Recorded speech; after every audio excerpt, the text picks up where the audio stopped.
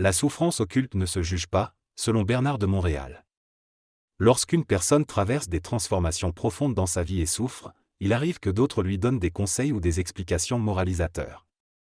Cependant, Bernard affirme que ces conseils sont souvent donnés parce que les gens ne sont pas impliqués dans nos expériences de vie et cherchent à aider. Néanmoins, il souligne qu'il y a une grande distance entre recevoir des conseils et prendre ses propres décisions. Elle estime que cette période de recevoir des conseils de l'extérieur est basée sur le fait que l'individu n'a pas suffisamment d'identité, c'est-à-dire qu'il n'a pas assez souffert pour acquérir sa propre identité et prendre ses propres décisions. Il considère que c'est une triste situation de dépendre des conseils des autres pour prendre des décisions dans sa vie. Cependant, il affirme que les réponses données en cours de route sont plutôt des placebos, car les gens n'écoutent pas réellement. Il explique que les gens veulent conseiller et répondre aux autres parce que l'esprit humain aime parler et expliquer. Il reconnaît que cela peut avoir un effet en mettant des choses en relief, mais cela ne change pas réellement la situation. Il affirme que donner des conseils ne conduit pas l'individu à se confronter à sa réalité, à prendre sa vie en main ou à surmonter sa condition humaine. Il estime que ce sont finalement les événements et la souffrance qui amènent véritablement l'individu à se transformer et à reprendre le contrôle de sa vie. La personne BD estime que parler est une façon de passer le temps, mais cela entraîne également une perte de temps. La parole a un effet immédiat lorsque l'on atteint un niveau de conscience vibratoire élevé, ce qui permet d'être toujours conscient et de ne pas se laisser distraire par des jeux mentaux. L'exemple donné est celui d'un homme qui souhaite envoyer des matériaux en Haïti, mais qui rencontre des obstacles liés à l'embargo américain. Au lieu d'attendre que la situation se résolve, il prend des décisions immédiates pour faire avancer les choses. En revanche, d'autres personnes rationalisent et réfléchissent trop longtemps, ce qui retarde leurs actions et les rend malades mentalement. BD affirme que certains sont tellement doués pour ces jeux mentaux qu'ils en deviennent abominables. Selon lui, il faut être conscient et intelligent pour arrêter de jouer à ces jeux et prendre des décisions efficaces. Il compare cela à une femme amoureuse qui continue d'aimer un homme même si elle sait qu'il a une autre femme. Au lieu de la convaincre de le quitter, BD affirme que la seule chose à dire est mange de la marde, va te faire foutre, et à continuer à aimer. Il critique également ceux qui pensent que la vie est un jeu, en référence à une phrase de Shakespeare, et affirme que l'homme doit se réveiller et devenir lui-même la scène et les acteurs, en développant une conscience vibratoire et une intelligence réelle. Dans cet extrait, l'orateur exprime son point de vue sur la vie et les décisions. Il affirme que la vie est une game où l'homme doit être en contrôle pour qu'elle soit bonne. Il souligne que les émotions et les sentiments empêchent souvent l'homme de prendre des décisions froides et rationnelles. Selon lui, la parole doit être accompagnée d'une action pour éviter la souffrance, et il insiste sur l'importance d'identifier et d'utiliser les ressources dont on dispose. Il soutient également que passer à l'action permet de débloquer les difficultés et que la prise de décision doit être un état mental, pas simplement une décision psychologique. Finalement, il raconte son expérience personnelle d'arrêter de fumer pour illustrer son point de vue. Dans cette conversation, la personne identifiée comme BDM explique pourquoi elle a décidé d'arrêter de fumer. Elle indique que c'est parce que la fumée commence à affecter ses bronches et qu'elle reçoit des signaux de son corps pour arrêter. Elle souligne qu'il est important d'arrêter lorsque cela devient nuisible et que ce n'est pas compliqué. BDM affirme qu'il faut écouter les signaux d'alarme du corps et prendre des décisions fermes et définitives. Lorsque le journaliste demande comment on peut maintenir une décision, BDM explique que cela nécessite de changer sa programmation mentale et de prendre le contrôle de sa propre vie. Il affirme que cela permet également de reconstruire sa santé et de mettre fin à la souffrance. Enfin, il souligne que la plupart des décisions sont prises à partir de l'âme humaine, ce qui peut être problématique car cela ne conduit généralement à rien de constructif. Il explique que les décisions doivent être prises à partir de l'esprit et de la puissance de l'individu pour dompter l'âme et vivre une vie plus épanouissante. Dans cette conversation, le sujet abordé est la capacité de casser des cycles de vie dans la prise de décision. Selon l'intervenant, beaucoup de décisions sont prises au niveau de l'âme et peuvent mener à la souffrance à long terme. Cependant, avec le temps et une conscience plus élevée, il est possible de prendre des décisions plus alignées avec l'esprit, ce qui permet de briser ces cycles de vie. Le processus de briser un cycle est individuel et ne peut pas être fait pour les autres. Cependant, en brisant un cycle, ceux qui nous entourent peuvent en bénéficier en se libérant des anciennes conditions de programmation. La capacité de briser un cycle réside dans la façon dont nous percevons les choses, et si nous ne changeons pas notre perception et nous laissons influencer par d'autres valeurs, nous ne pourrons pas briser le cycle. Cependant, une fois qu'on est en mesure de briser un cycle, notre façon de voir les choses change et on peut accéder à une plus grande liberté d'esprit. Selon Bernard de Montréal, une conscience créative est en constante connexion avec les événements du monde et a une connaissance globale de ce qui se passe. Lorsque quelqu'un est mis en vibration, il peut être influencé par sa psychologie et se laisser éteindre. Cela arrive parce que les individus ne sont pas habitués à leur propre feu intérieur et rationalisent leurs actions au lieu de les suivre intuitivement. Bernard de Montréal affirme qu'il est important d'avoir du feu dans les tubes pour que notre vie ne soit pas contrôlée par les événements extérieurs. Il encourage à briser les obstacles et les oppositions pour vivre selon notre véritable vibration. Il donne l'exemple d'une situation où il se débarrasse des distractions extérieures pour pouvoir communiquer efficacement dans une conférence. Il souligne l'importance de ne pas se laisser dominer par l'inconscience des autres, en prenant des décisions radicales et en choisissant la paix intérieure plutôt que de se conformer aux attentes externes. Dans cette intervention, Bernard de Montréal exprime sa frustration envers les hôtels qui ne fournissent pas un service de qualité. Il raconte une expérience où lui et sa famille ont été contraints de quitter un hôtel en Suisse sans être avertis à l'avance. Il exprime ensuite sa colère envers les excuses et les explications insatisfaisantes que les hôtels donnent généralement lorsqu'ils font des erreurs.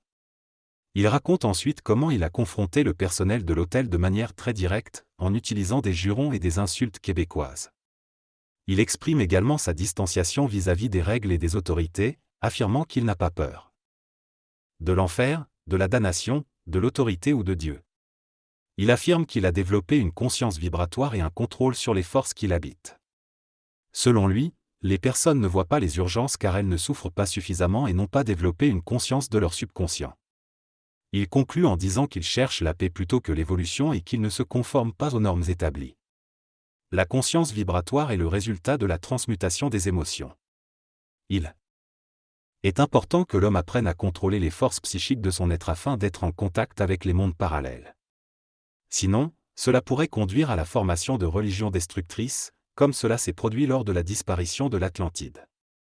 L'homme doit comprendre que tout ce qui est occulte est mensonge et ne pas se laisser bercer par le fantastique. Il faut que l'homme intègre son énergie et change au niveau émotionnel pour pouvoir être en contact avec les plans parallèles de manière saine et normale. Sinon, cela peut conduire à une dépendance, du fanatisme ou de la religiosité. L'homme n'est pas équipé pour affronter le choc de son contact avec les plans parallèles, il doit donc progressivement s'y habituer, tout comme une personne qui retrouve la vue après une opération doit s'habituer progressivement à la lumière du soleil. Dans cette conversation, Bernard de Montréal soulève le thème des contacts avec des mondes parallèles, mentionnant des lieux comme Fatima et Medjugorje. Il exprime ensuite son refus de se prosterner devant la Sainte Vierge et demande à être traité avec respect et authenticité. Il affirme que l'homme doit transmuter son énergie émotionnelle et spirituelle avant de pouvoir accéder à une communication véritable avec les êtres des autres dimensions. La discussion se tourne ensuite vers la notion de mutation et d'autorité. Bernard de Montréal affirme que la conscience de soi et le refus de se soumettre à une autorité extérieure sont essentiels pour vivre pleinement sa propre individualité. Il souligne que l'autorité occulte et la manipulation de la pensée sont des défis à surmonter dans le processus de mutation. La meilleure façon de faire face à l'autorité, selon lui, est de devenir une autorité pour soi-même. Dans cette conversation, BDM affirme que l'homme doit devenir son propre autorité. Tant que nous ne sommes pas dans notre propre autorité, nous sommes subtilement sous l'autorité de quelqu'un d'autre. Elle s'agisse d'une personne ou d'une entité. BDM soutient que la vie intelligente sur la planète est une révolte soutenue et développée. La paix vient du plaisir de devenir de plus en plus libre. Lorsque nous brisons les limites du temps, nous nous sentons mieux psychologiquement, émotionnellement, mentalement et physiquement. BDM explique que si nous sommes conscients de notre impuissance mais que nous sommes incapables de vibrer suffisamment pour la briser, il y a un moment où notre conscience se met en vibration et cela fait sauter le mur de l'impuissance. Cela dit, certaines personnes peuvent vivre dans l'impuissance sans être capables de se libérer. Le timing est important pour vibrer la puissance, il faut qu'il n'y ait rien pour nous arrêter, comme lorsque l'on décide de prendre une action et rien ne peut nous empêcher de le faire. BDM conclut en disant que nous ne pouvons pas commander une vibration, mais lorsque cela se produit, elle commande et la conscience vibratoire est quelque chose que l'on ne peut pas se commander mais qui se produit naturellement. Lorsque j'étais dans les montagnes en Suisse, je n'avais pas prévu d'avoir une expérience similaire, mais le timing était parfait. Cela a donc eu un effet sur moi. À ce moment-là, j'ai réalisé que tout change lorsque tu prends le contrôle et que tu te mets en vibration. On ne peut pas commander une vibration, mais lorsque cela se produit, tu le sais et ta vie entière est instantanément mise en vibration. Tout tourne autour de ça. Récemment, j'ai été occupé avec l'affaire du freezer depuis 2 ou 3 jours et tout fonctionne parce que je me concentre uniquement là-dessus. Ne me demande pas d'écrire des livres ou d'aller voir un film, mon focus est sur le crise de freezer qui va à Port-au-Prince. Je vais appeler le président et lui dire que j'ai besoin de son aide pour envoyer un freezer en Haïti, pour aider le peuple. Je suis capable de le faire. Lorsque tu es en vibration, rien ne te résiste. En revanche, lorsque tu n'es pas en vibration, tu ne vas pas appeler le président de la République ou prendre des décisions importantes. Tu n'as pas le corps, tu es bloqué dans tes émotions mentales. Lui est grand, toi tu es petit. Moi, je suis grand et je demande tout de suite, écoute-moi, tout de suite. C'est ainsi que tu fais avancer les choses. DM, est-ce que cette expérience avec le freezer sert uniquement à te mettre en vibration et à ouvrir d'autres opportunités? Boulevard M, oui, sacré. Une autre dynamique, un autre focus. Je suis habitué. DM, tes grandes décisions passent toujours par des obstacles, comme le freezer ou autre chose. Cela prend souvent du temps pour parvenir à une solution? Boulevard M, ça met en focus. Oui, tu es vraiment concentré à ce moment-là. J'ai dit à Richard le matin, j'ai 2 affaires importantes, un freezer là-bas et l'affaire de la piscine, il faut que ce soit réglé maintenant. J'étais vraiment concentré, rien d'autre. Mais comme tu l'as dit, la vibration doit passer. Mais si tu n'es pas dans le bon état d'esprit, si tu as trop d'émotions, la vibration ne passera pas. DM, ça épuise. Boulevard M, c'est évident. DM, qu'est-ce qui se passe? Boulevard M, lorsque tu vis une colère, tu dois te reposer car la colère refroidit. DM, refroidit? Boulevard M, oui. Lorsque tu vis une colère consciemment, cela ne refroidit pas. C'est comme un nettoyage intense qui ouvre tous tes centres et change ton taux vibratoire. Tu n'es plus la même personne après une colère. Est-ce mon expérience avec le freezer? Je ne suis plus le même homme. DM, est-ce que cela change les événements de ta vie? Boulevard M, cela change tout. DM, mais comment peux-tu rester consiste dans tout cela? Tu es un homme consistant qui change constamment, ce n'est pas routinier, mais c'est consistant. Boulevard M, c'est consistant car c'est partie intégrante de la dynamique créative de ma conscience. C'est toujours créatif, ça ouvre, ça ouvre, ça ouvre. DM, certains vivent des colères et bouleversent leur vie, mais ils désorganisent tellement leur vie matérielle et affective. Boulevard M, ce n'est pas la même colère. Il y a 2 types de colère. Dans cette discussion, il est question de la colère et de la conscience vibratoire. Selon BDM, la colère est une émotion qui est en lien avec nos propres forces intérieures et cosmiques, plutôt qu'avec les autres ou le monde physique. Il affirme que notre impuissance dans la vie n'est jamais réellement due aux autres, mais à nous-mêmes. Il soutient que pour accéder à une conscience vibratoire, il faut se connecter à nos propres forces et énergies, et que si nous ne parvenons pas à le faire, le problème est en nous, pas à l'extérieur. BDM explique que lorsque nous vivons une colère psychologique, nous la dirigeons souvent vers l'extérieur, tandis que dans une conscience vibratoire, nous prenons le contrôle de notre propre territoire mental et émotionnel.